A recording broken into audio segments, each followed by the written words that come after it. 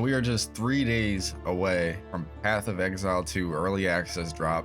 I hope you guys are super excited. I know I am. Can't wait to hop in the game and start playing, honestly. But we are going to be looking at the Monk Acolyte of Chayula. We are looking at the PoE 2 skill tree preview. You can look this up. Just look up PoE 2 skill tree preview. And so I want to kind of start to plan out some of the things that we're going to be getting node wise. So as a monk and melee based character, and you can use any weapon you want. I'm sure monk is going to be able to use crossbows and all that other type of stuff. And eventually, once we get farther into the game, as it develops more and more, you'll probably start seeing like hybrid builds of monk using bows and other weapons and stuff like that, besides just like the staff and all that good stuff. But for now, since we are going to be going with the staff, right, we have two ways we're probably going to either go. We're probably either going to go well, I mean, we'll probably end up going both ways, but the intelligence side and the dexterity side, right? Okay, so our first level, as we level through Act 1, this is basically just going to be as we level through Act 1. I don't know what level you really get to Act 2 at, for real, so I'm just going to guess that probably somewhere around 20-ish, maybe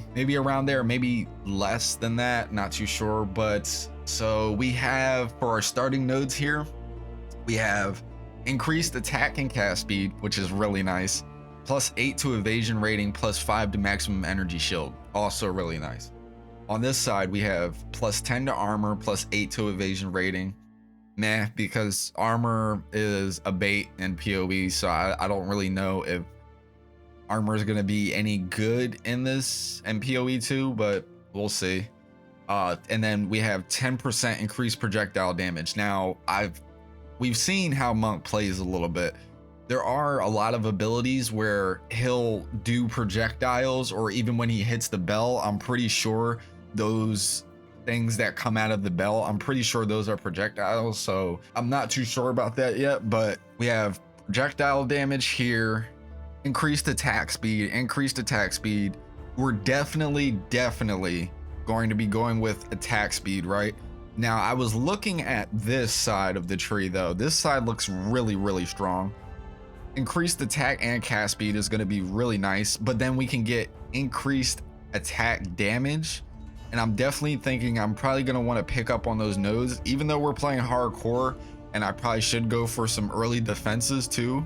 We're going to be going as hard as we can on the attack speed, because as long as we can attack fast, we'll be able to kill enemies fast. You know what I mean? So that's going to be really strong for us as a monk. And movement speed is also really nice. Man, this is going to be hard because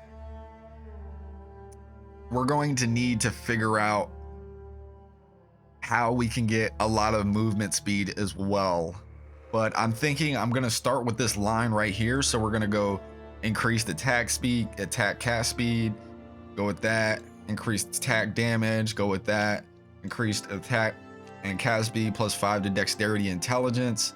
That's really nice. Don't know what this node is. 40% increased stun threshold if you haven't been stunned recently. That actually might be really nice. So what we could do is we could go around, get this node, which is kind of nice, and then go for the increased movement speed. So we'll go for 15% increased stun threshold if you haven't been stunned recently. So that'll bring us up to like 60 something, right?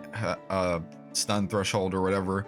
So step like mist, we'll probably grab this and then probably stop it there. I wonder if this node, okay, so I guess we can go through here too as well. I don't know why this is like breaking off a little bit. Hopefully that's not actually like that, because otherwise we would have to go this way and then go around like that. But this node is also really strong. Recover 3 life on kill, 3% life on kill. That's super nice. We're gonna need something like that, so we're gonna cop up on that node for sure. And again, just more attacks speed and cast speed is going to be really nice. We can get increased damage with staffs, increased area of effect for your staffs. Oh, okay, so this is what we'll do. Increased attack speed, attack and cast speed, increased mana regeneration, increased attack speed, increased attack speed. Okay, so by this point, 1, 2, 3, 4, 5, 6, 7, 8, 9, 10, 11, 12. Oh man, I don't know if we should go for the staffs instead, because by this point we're level 12. By this point we're level 12. I don't know how this is gonna actually look.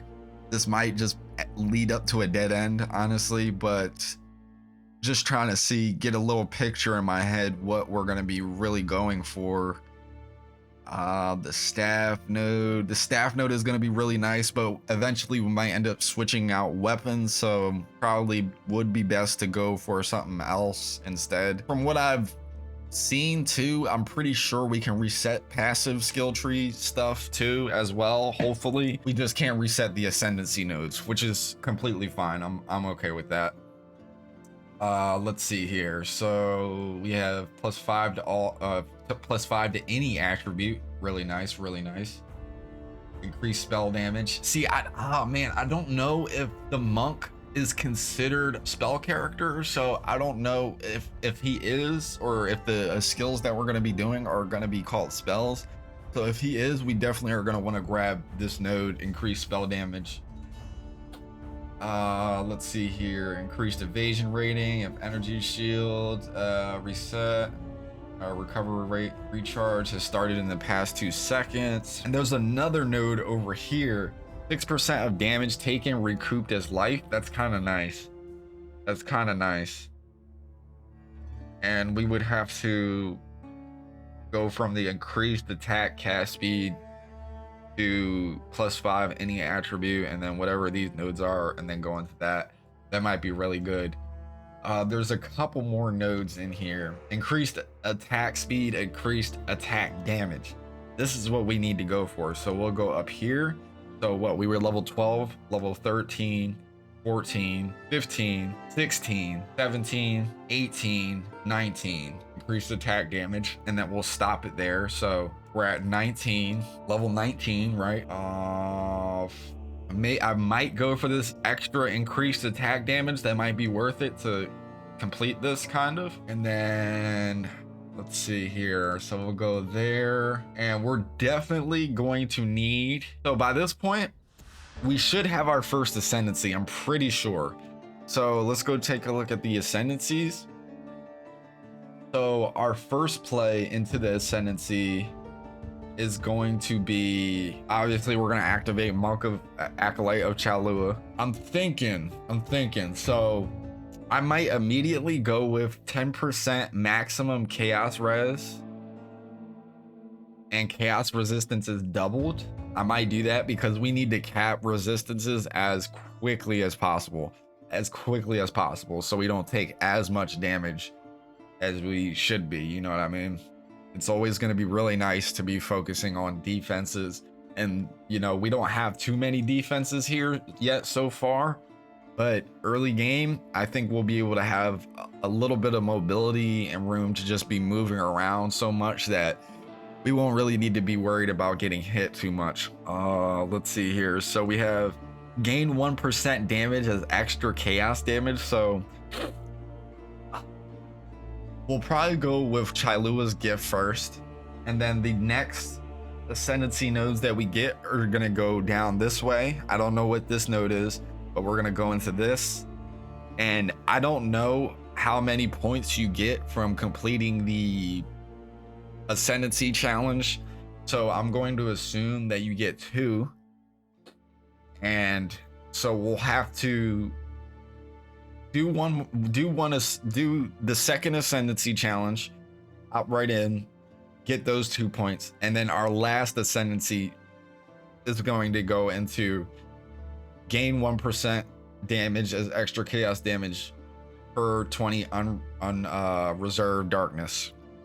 That's not going to be our last ascendancy. I don't know how many, I really don't know how many times you're going to be able to ascend, but you should be able to do a lot to this tree. So while we do that, we're we're definitely going to get this increased chaos damage right here, because that will pair really nicely with our gain 1% of damage as extra chaos damage per 20 unreserved darkness. That's going to be really nice. It's going to be really, really nice, really strong.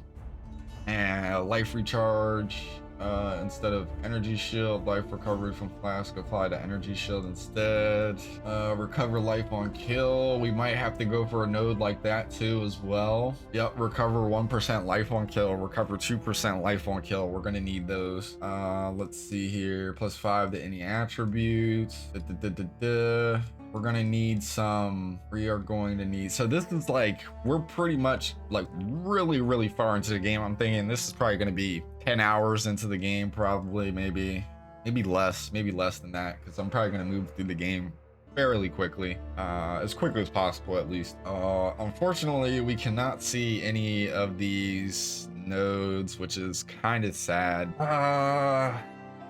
Unwithered enemies are withered for 8 seconds when they enter your presence. 20% increase the effect on wither. That's actually kind of strong. That's nice. Yeah, so a lot of these nodes, it looks like we won't be able to get increased chaos damage. Okay. Look at this.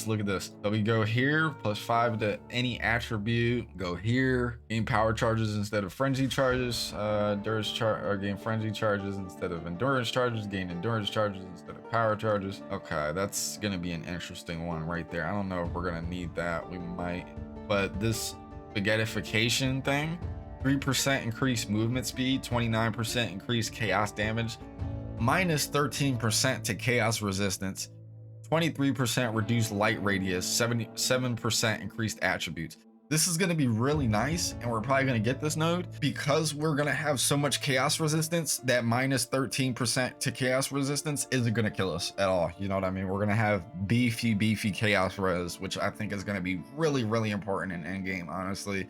Because usually in endgame, even in PoE 1, the chaos damage just starts getting really crazy. And I've said that before, but the chaos damage is going to be, I feel like, what kills people the most, honestly. So yeah, we're definitely going to go into that. Again, we're probably super late game by now. Dude, not super late game, but Act 3, Act 4-ish type, maybe. So we basically go into this section a lot. I might spread it out a little bit. If I knew what these nodes were, I would be able to see what might be even more of a good idea. But and I'm not gonna lie, Frost looks really nice in PoE 2. So if I end up dying on this monk, I might either, I'm gonna go another character, or I'm going to try a different monk build, probably go more towards the ice nodes. But I'm gonna try to split up the elements as much as possible. If we do end up not going anywhere else up here, we'll probably start going down here, we probably should get evasion rating up. But man, that increased projectile damage looks so nice. Increased attack speed is gonna be super nice. Increase armor evasion, so we'll go there. Increase attack speed, increased projectile damage. We'll get that increased projectile damage there. Increased armored evasion. Stun threshold, either that or no, actually let's not go there. We'll probably go increased area of effect. That's going to be really strong. Elements break 30% increased armor on enemies affected by elements. Ooh, that's kind of strong too. Reduce critical damage bonus, hits against the other 20%. Reduce. Okay, so maybe chain additional time. Oh my god, projectiles have a 20% chance to chain an additional time from terrain. What? That is nice. Okay, I just want to click these nodes just so this trait guy looks good right quick. Increase cooldown recovery rate. That's nice. Increase area of effect cooldown rate. Okay. Increase armor of evasion. We'll go down here too, get that. And we'll probably start getting, depending on how the weapons are looking and what weapon we're using, if we're using two-handers, We'll probably go for the two-handed nodes, two-handed melee weapon nodes. Those are going to be really nice. But yeah, I mean, there's not too much more to look at besides that beginning stuff, because we really don't know what else is in the tree. Kind of just like a guessing game. There's a lot of good stuff we can see early on that we're gonna go with. So we're definitely gonna go heavy into this. Increase attacks and cast speed, all that good stuff. Hop into that attack speed. So basically we're gonna get fat attack speed early on. We're going to try to just get as much damage early on, and then we'll probably start working on our defenses. That's what I'm getting from this tree, kind of. Even though I probably should do it the other way around. I think this is going to be a good way to do it.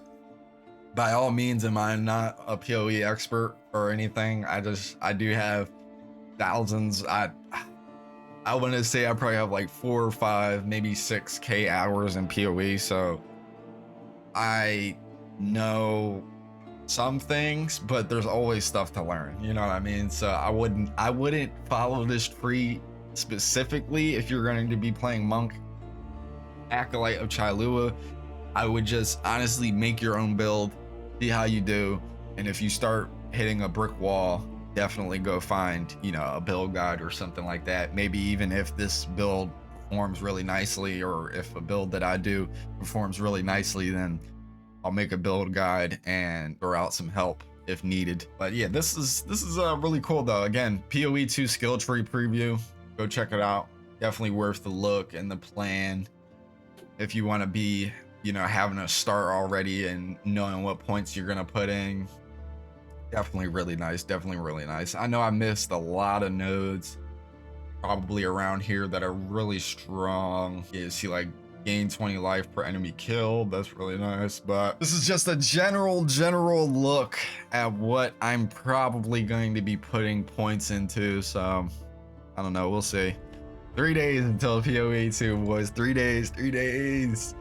Oh my god, it's gonna be so good. Okay, look. The passive skill tree allows players to use passive points to allocate the tree earned by leveling up. In total, you can get up to 122 passive skill points. So make sure you do every single quest in the game as you play through the game, so you get as many skill points as possible. So 122 passive skill points, you're gonna be busted by the end game. You're gonna be super busted. You're gonna be running all the end game stuff really easily, probably. Not even. The bosses are probably gonna get insanely hard, which I cannot wait for. Dude. I'm in this mode of just like, I just want it now. I want to preload it. I want to have it ready. And unfortunately, I put my code into Steam, so I don't know if Steam's gonna have a preload option, but I might just go for a supporter pack and get some keys so that I can get one for the standalone client. I would say too, I'm not gonna lie, I would get the game through the actual Path of Exile website. I wouldn't do it on Steam, honestly, because for some reason Steam was a little weird for PoE 1, and a lot of people prefer to play PoE on the standalone client, which I kind of agree with. I think the standalone client was a lot better.